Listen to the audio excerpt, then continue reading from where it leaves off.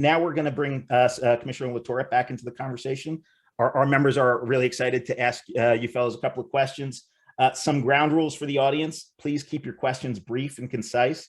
No two-parters. Let's try to keep it 30 seconds or less. In fact, at the end of the Q&A, we're going to be awarding a prize to the person who asked the most concise question. And also, Commissioner LaTourette and Senator Zwicker, there's also a prize for whichever one of you is the most concise in your responses. So let's go first up on the list. We have from the beautiful borough of Evesham, Isla Vassallo. Isla, are you there? Yes, I'm here. Hello, Senator Zwicker. My name is Isla Vassallo. Thank you for your support and being a primary sponsor of the New Jersey Green Amendment Bill. The bill has bipartisan support with it, at my last count, 40 sponsors in the Assembly and 19 sponsors in the Senate.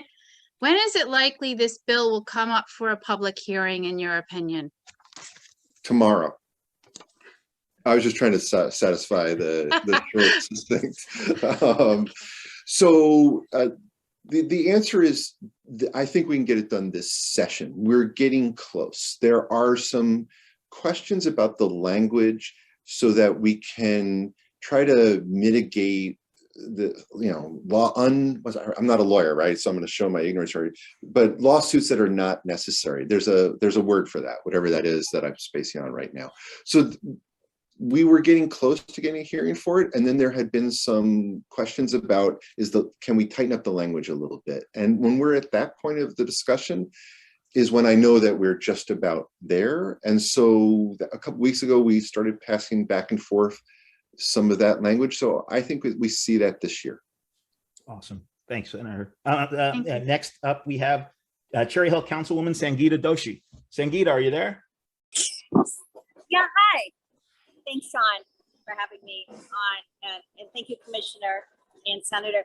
I just wanted to ask, as Cherry Hill being one of the largest cities in South Jersey, how can Cherry Hill help to lead the efforts in the transitioning our region to clean energy economy?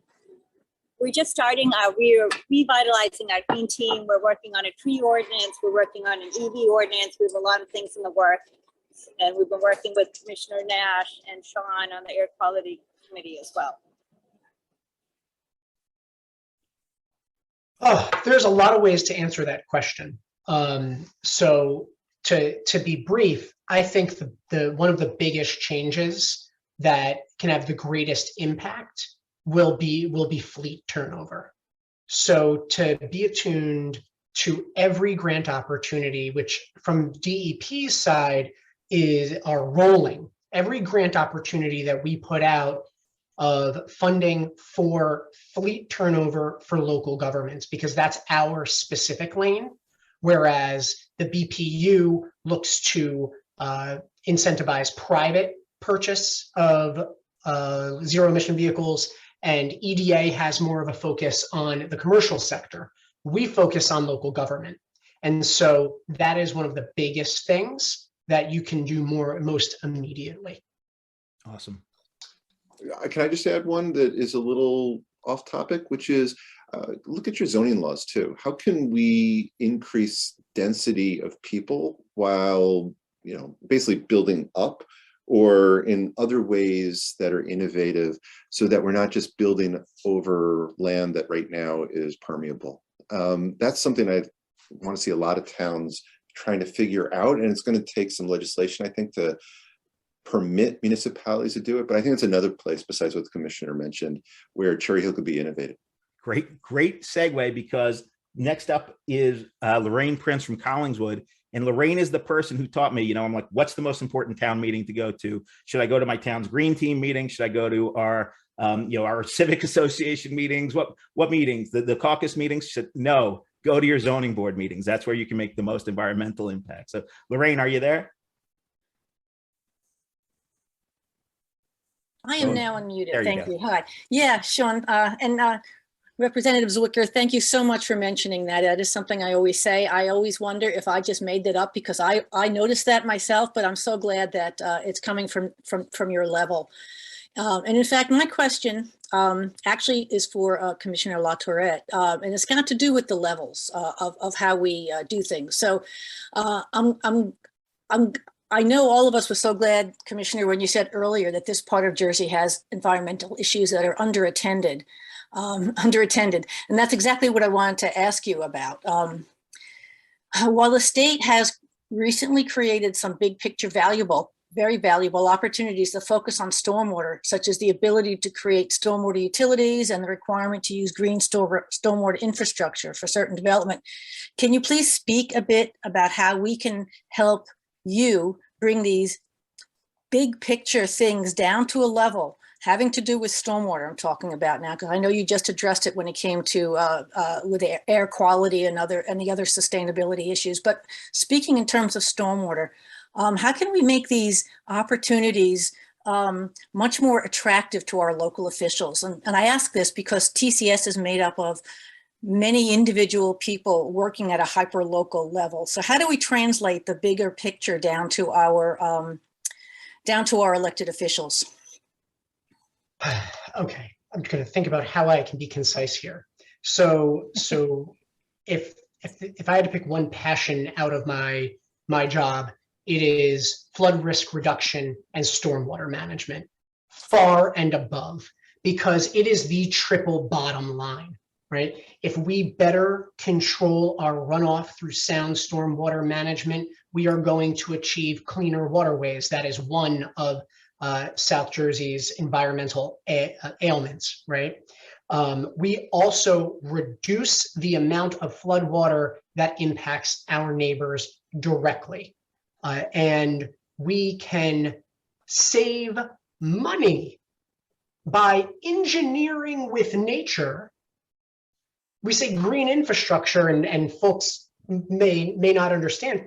We basically mean digging holes in the ground and planting trees and bushes that absorb water so that you don't pay for big gray infrastructure projects that you don't need and that don't work. And by doing that, you save money in the long run. Now, the biggest point of pushback about this is it's the pushback about everything. That change is hard, right? Change sucks. Who wants to change? And it is a change in doing business, right? Right now, you got a swath of land. You want to make some money by building some housing, and it's just easier. Cut it up, build a detention basin, throw all your water in there, problem solved, except we know that doesn't solve the problem. So the way to bring that down to get folks excited on a local level is to sell them on the cost savings and the fact that you can reduce flood risk as you do that, and then also improve water quality. That's what it really is. And I think that it will lessen the burden on municipalities that have a lot of obligations from a regulatory perspective under their permits that we issue from the federal government called MS4 permits. And because the green infrastructure needs less maintenance, right? And when you're working under constrained budgets at a local level, that is a good thing. That's great. Awesome. Thank you, Commissioner. Next up, we have Chris Marcucci from the Borough of Oakland. How you doing? I'm from the Borough of Oakland Public Works Department in Camden County, and my question is for DEP Commissioner LaTourette. Could you talk about what programs are available from the state to help us transition our municipal trucks and vehicles to electric?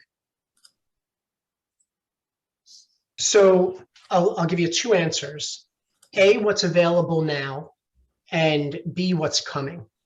So what's available now is primarily dollars that we steward from being part of the Regional Greenhouse Gas Initiative, which is it's a cap and trade program that reduces emissions from power plants and generates auction revenue.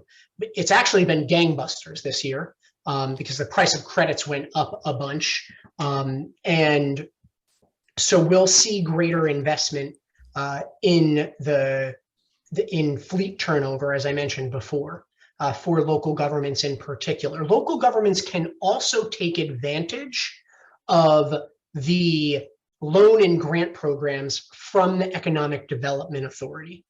But I can put a bunch of resource links in the chat.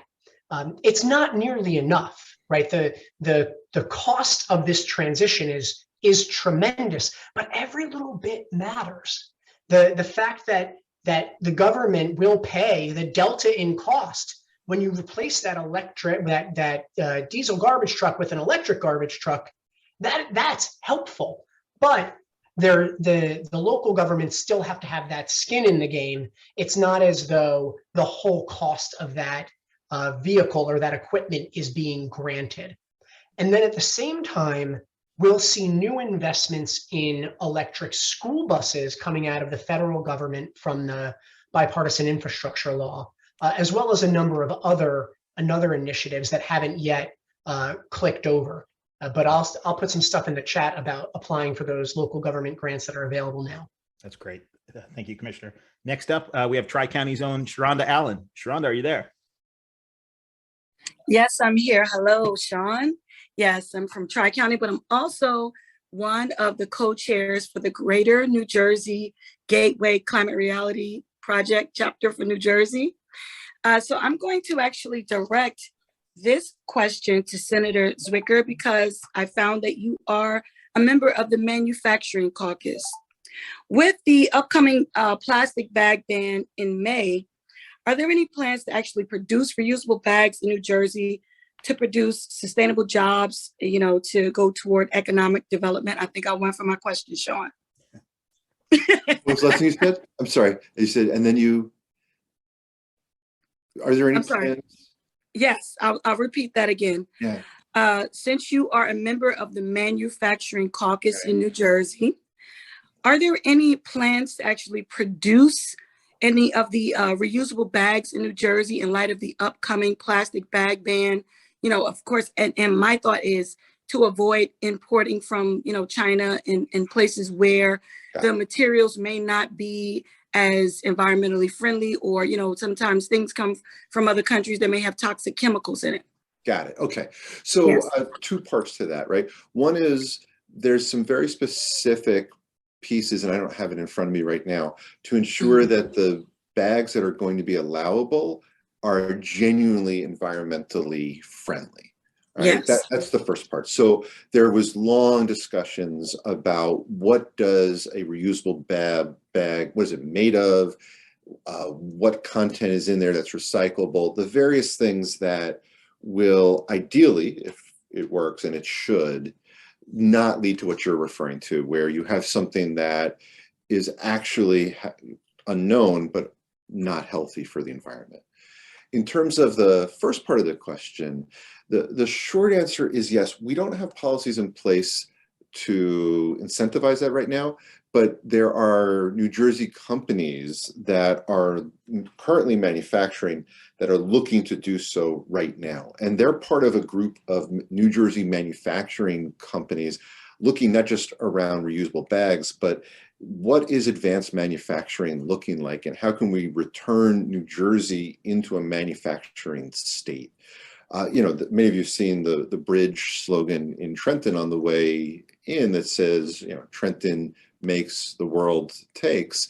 And that's because Trenton, as I see the nodding heads, used to be a manufacturing center. New Jersey used to be a manufacturing center. So I've been touring around various parts of New Jersey, talking to manufacturers about next step. So it's plastic bags. It's manufacturing that includes 3D processing. It's manufacturing that includes very thin films and things that our workforce has. And the last thing I'll add to that, because I realize I'm violating the debrief part of it, is to do so, we also need to make sure we have the workforce in place for this advanced manufacturing. And so I have been part of a program to create new types of apprenticeship programs that go beyond just the traditional ones, specifically for advanced manufacturing right now. And I think that's a bunch of, all that together is what we have to get to. That's awesome. Okay, next up, we have Patrick McDevitt from Monroe Township in Gloucester County. Patrick? Yes, hello. So this question could go to either Senator Zwicker or Commissioner LaTourette.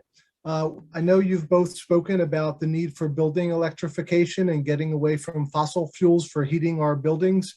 I would be interested to hear, what is happening on the pathway to get there, and is it going to be accelerating in the near future? Commissioner, you want to go first? I can follow up. The first part of that, the path to. The path to, accelerating the need for electrifying our heating systems, electrification of our buildings. So one of the things that we are trying to reckon with, two parts.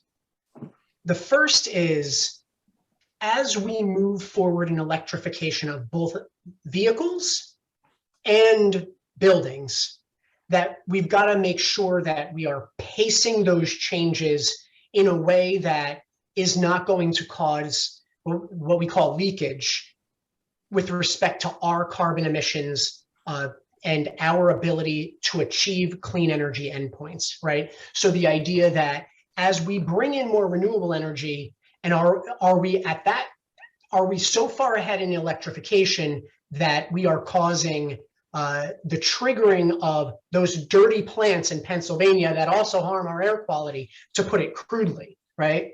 But I'll also be very forthright with you in that I don't believe the building electrification conversation is moving at the clip that it needs to, as compared to the vehicle and transportation electrification conversation. And part of that is, in a way, cultural, right? The idea of abandoning gas cooktops is real hard for people.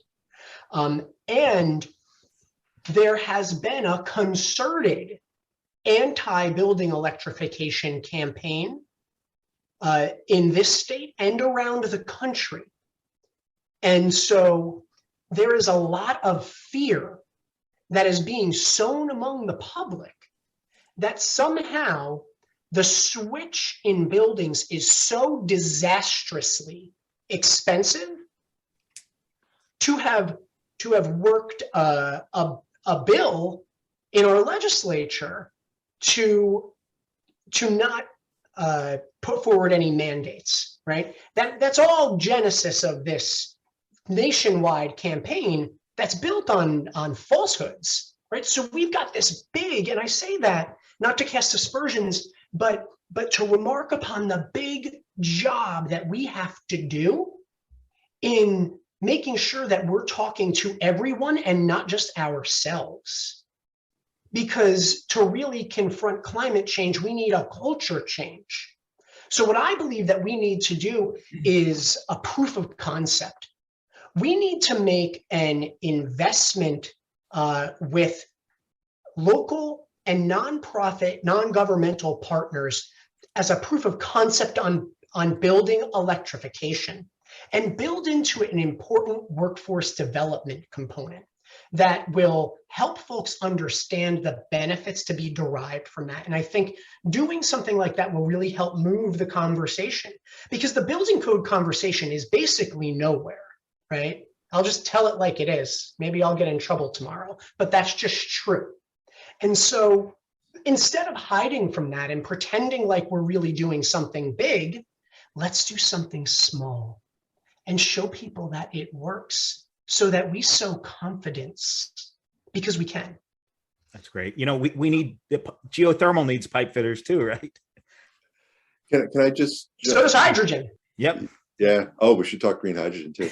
Can I just jump in and say that Commissioner LaTourette talked briefly about some of the politics. There's some cultural things, but there's some political things that are going on. But other states are ahead of us, and I'm actually working on legislation to copy what other states are doing, because just like electric cars, right? And I drive an electric car. And so what do? In any sort of thing, we look at that delta, and you have a couple of possibilities, but one public policy decision is to match that delta, so that when a homeowner's heater HVAC system is time to replace it, that the financial incentives are in place so that they go, okay, fine, given a choice between the two, if my upfront costs are nominally the same, then let me pick the one that's going to save me more money in the long run. Let me save the one that's going to heat my home more comfortably. And I think it's Connecticut that is ahead of us. It might be Massachusetts, where they've already done this, right? And so that gets, by going after the financial piece legislatively, and going through that whole legislative process, it gets to what the commissioner is talking about the early adopters, about the cultural change. We'll continue to fight the political part. We all know why that's happening. But I think that's the other piece of it. And that gets to, again, public policy and finances driving this path forward. Awesome. Next up, we have our Environmental Justice Chair, Bill Johnson. Bill, are you there? Yeah, hi, thanks, Shawn. I'm not going to win the concise award, so you can just take me out of the running there. Thank you, Senator and Commissioner LaTourette, for being here. My question is to Commissioner LaTourette.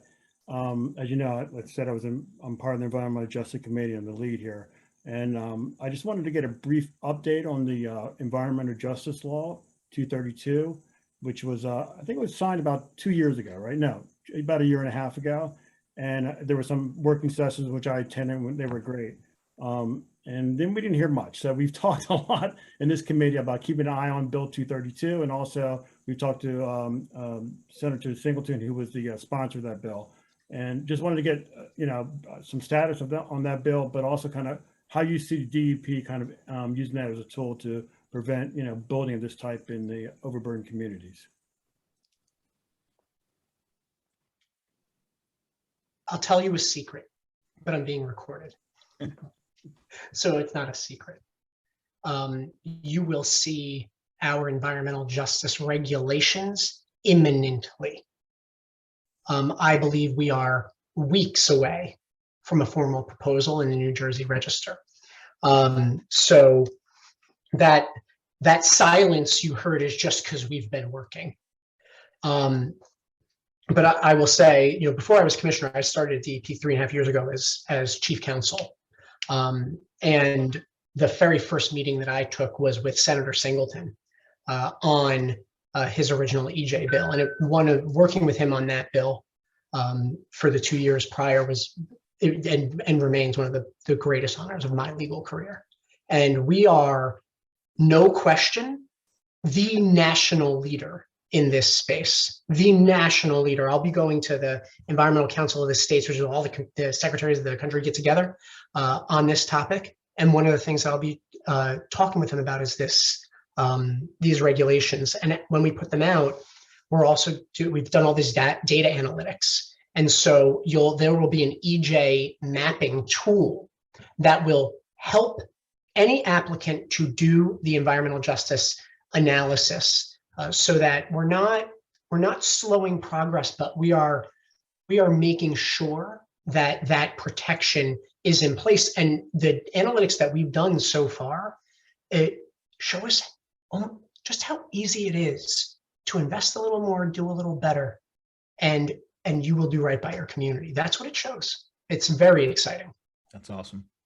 And just to follow up on Bill's question, let us know how we can help. We're your foot soldiers here. We want to move this forward. And Bill's doing an awesome job. And kudos to Bill and Sharonda and Marty and the team that put on June and that team that put on that Green Jobs event with Jane Cohen last week. It was awesome.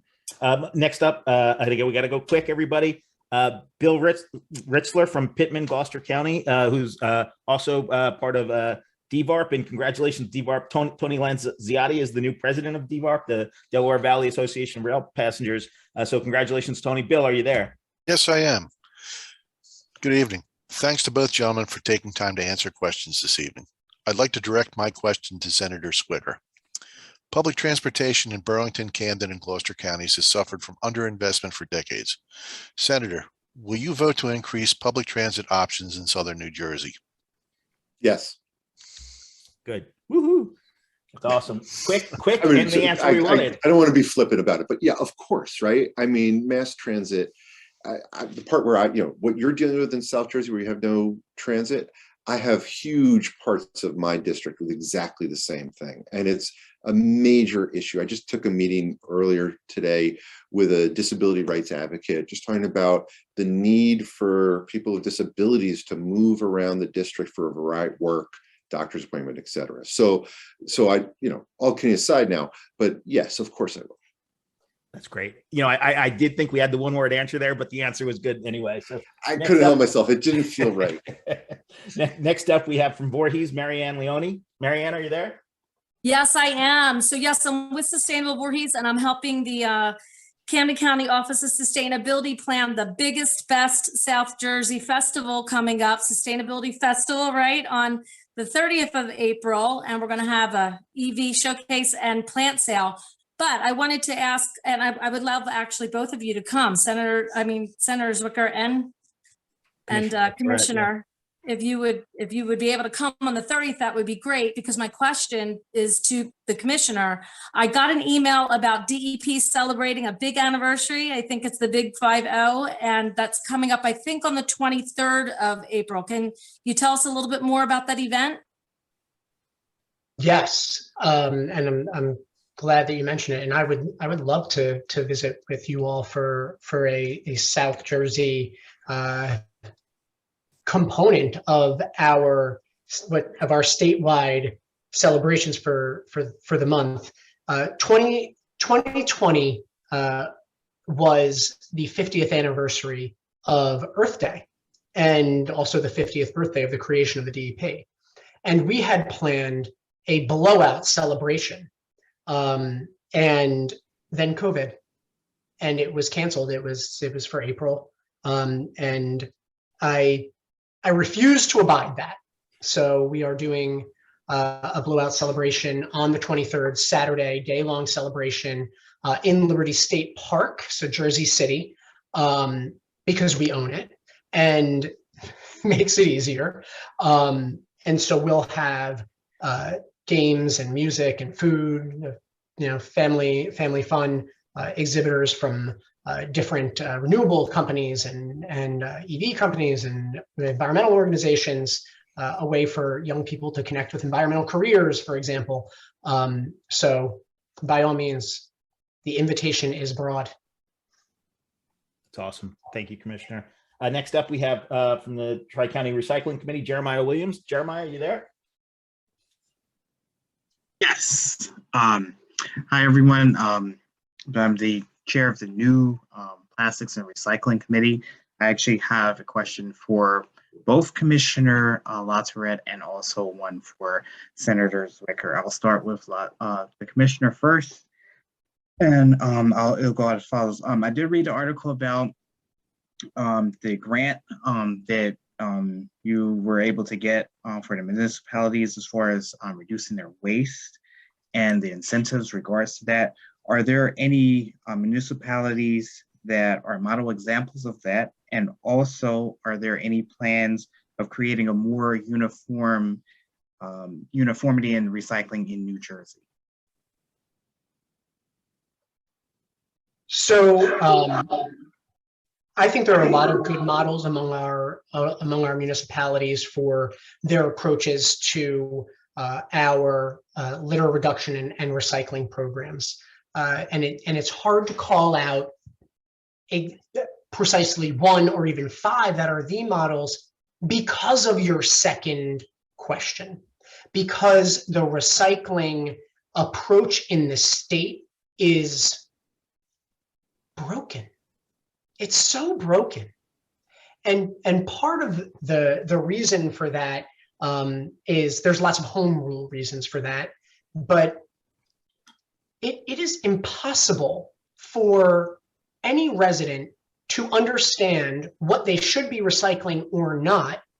And so what we end up doing is pretending we can recycle everything. So we're aspirational recyclers, which just means that we're making the recycling centers pull all the garbage out because we didn't do it ourselves. And that's not any one person's fault or a municipality's fault. It's the way that we set up the system. That's a good legislative endeavor, Senator, because we should fix it. We should fix it. And there are great New Jersey-based companies that are doing exciting things, Bayshore and Mazda, and so many on recycling and making real lemonade out of what we've handed them. So they have my gratitude. That's awesome. And I'm sorry, Senator Zwicker, were you going to weigh in? Good.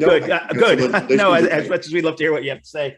3 more questions, I promise. Cheryl Reardon from Gloucester County and the Association of New Jersey Environmental Commissioners. Cheryl, are you there? Yes, I'm here. Hello. Thank you very much for being here tonight. So NJAC is out there. We're working on stormwater utilities. We're sharing the message. So the question is that so often in dealing with municipal officials and residents, it is being said to be a tax. And how do we put the pieces of the puzzle together that show the bigger picture, that it's not just about the stormwater, it's about the mold, it's about public buildings that are in storm's way, it's health risks to entire communities. How can we make it that every public building has to have green infrastructure? Recreational places have to have it.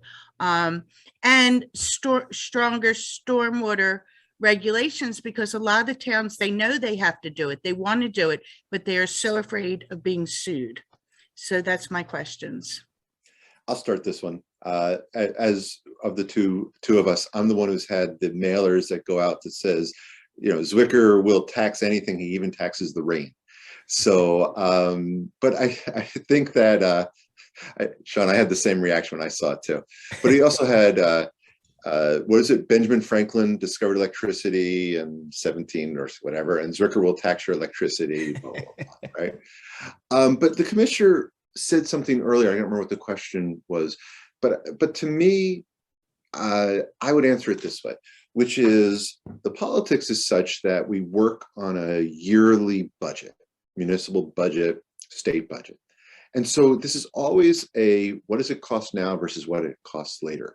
And what it costs later is a more difficult argument to make, because those are hypotheticals, because we don't know when that next storm is going to hit. We don't know when the town is going to flood next, right? But we know what it costs afterwards when we have to figure out how to get bailed out, both literally and figuratively.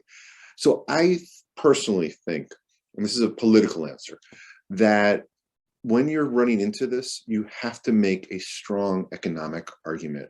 That lots of studies have actually shown that the sky is falling, and I'm not trying to be figurative right now, but that sort of argument doesn't work with people who, for whatever their reason, do not support whatever the policy is. And so you're left with economics. I think you have to, and that's what the commissioner was talking about before, build in, as you're alluding to right now, well, what is the cost of mold remediation, or what is the cost of that next storm? And as analytically as you possibly can, because that, in my opinion, is what is the most effective argument when you're running into these roadblocks. Awesome. Next up, we have just real quick, because I'm sorry. I hate to jump in here, but to buttress that with what the senator just said, there are other costs. And all we're doing is avoiding the realization of those costs. So when you're conveying that story, the other part to it, and I can be painfully direct, no one's coming for you. No one's coming to help you. Like, if you don't put something in place to help cover those costs, you're just waiting for federal disaster dollars. There are no state programs or budgetary programs to help. This is what you have. You have a stormwater utility. You have the power to create the finances to help yourself. Otherwise, you got nothing. That's just the reality. Wow. Yeah, strong words. Next up on the list, we have our TCS Solar Committee Chair, Randy Orlow. Randy, are you there? I am here. Hey, Randy. Hi. Thank you so much for being here. My question is for Senator Zwicker. Community solar is just, the concept is such a great program for New Jersey and can offer not only some economic relief to households, but also clean energy for everyone. But there are a lot of barriers in New Jersey and preventing it from being a really, really great program. And one of the biggest barriers is that nobody knows about it. And if they find out about it, they don't trust it. They don't believe that it's real. And I can tell you that the largest marketing budget in the world is not going to solve that problem necessarily. It has to come from another source than the community solar companies that are the community solar providers. So what are your thoughts on how we can get this information out to households and have them trust the information that's coming to them? Yeah, that's a tough question.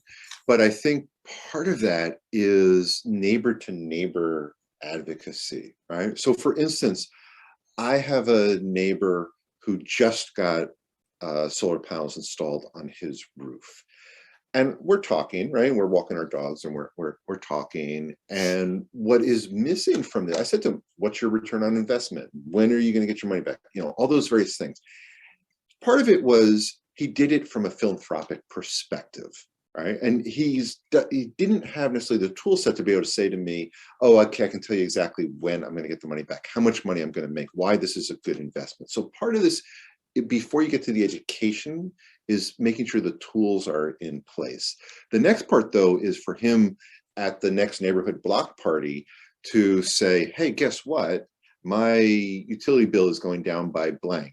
You know, yeah, I had to put this up, but these programs were available for me to help pay for that upfront cost.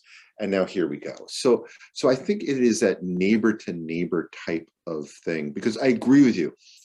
Whether the commissioner does something from a DEP perspective, the state does something, we're bombarded with messaging and, you know, also, oh, that's a government program. That's never going to work, right? So we trust our neighbors more than we trust our government officials, I should know. And I think that is the solution. So how do we create these grassroots neighbor-to-neighbor education programs? Maybe the state incentivizes that as opposed to takes on the advertising part of it. That's awesome. Well, we should also, you know, just while we're talking about community solar, we want to congratulate our friends at Solar Landscape. They went live this week with their final year one community solar deployment in Pennsauken. And now I think that, you know, they're one company, they're generating more than electricity for more than 3,000 households in New Jersey. So props to them. Next up from Merchantville, we have our buddy, Dorothy Murray Foley. Dorothy, are you there? Yes, thanks, Shawn. Thank you so much for being here. Since I'm last, I'm going to try and be. There's one more after you. Oh, okay. Second to last. I'll try and be quick. So thanks for being here. My question is to Commissioner LaTourette. And my question is, how can we harness all of this power that we have here? I'm the leader of the Green Team in Merchantville. I know there's a lot of Green Team members here. We all have your back. We all want to help you spur the change that you say is so hard. I know from experience, when the Green Team brings 20 people to a borough council meeting, change is easy in a sense, because the council members see what the people want. I'm wondering what one thing we could do to help you in the shared passion that we have of protecting the environment. There isn't one thing, except what the senator said, that the best work that organizations like yours can do is to convince others of the value of these initiatives and build broad-based support. Whether that is helping your neighbors to understand the availability of a government program, or to demystify something that's complicated. Because I can say New Jersey has a risk of sea level rise 2 times greater than most other places on the planet until I'm blue in the face. There's some people who will never hear me, but they will hear you. That's great to hear. Yeah, Thank and you. that's awesome. Okay, so last question. It's our own Tri-County Sustainability Nobel Prize nominee, Mr. David Steinberg. David, are you there? I am here, yes. Thank you for the introduction, Shawn. I do have a question for Commissioner LaTourette, and if the senator would like to chime in, that's also okay as well. For the last year and a half, I've been talking to municipalities concerning the liquefied natural gas plant. And so far, we have many, many municipalities, civic groups, et cetera, who have signed on against it. A year ago, Governor Murphy said that he will do anything in his power to be able to stop it. What I'd like to know is, can you give me a quick rundown of what the Department of Environmental Protection is doing to slow down or stop this project? I cannot do that because I'm not involved in it. I can certainly get you someone who is, so that you can understand from our perspective what we regulate or not relative to that. Generally speaking, when there is a project that has sort of an environmental sense about it, doesn't necessarily mean that DEP regulates the project as a whole, right? So take, for example, an incinerator. There's only certain things about an incinerator that DEP would regulate. It's not as though DEP has authority over this whole thing. And that happens all of the time. And part of the work that we often have to do is help folks to understand the patchwork of who has what authority over a particular project or endeavor. And that can be a mix of state, local, federal, et cetera. And I can get you someone from our Office of Project Navigation whose job it is to put together those pieces that can tell you who to talk to. That's great. Thank you so much, Commissioner. And we're gonna have to cut things off there. For those of you waiting in the queue, submit your questions to the TCS Discord, and we'll get them to Commissioner LaTourette and Senator Zwicker's offices, respectively. Commissioner, Senator, thank you so much for giving our South Jersey audience your time tonight. Thank you for all you're doing for sustainability in New Jersey. And please let us know how we can help. You've got foot soldiers. Can't say that enough. Help us help you. And thank you both very much. Thank you. Great. Appreciate it.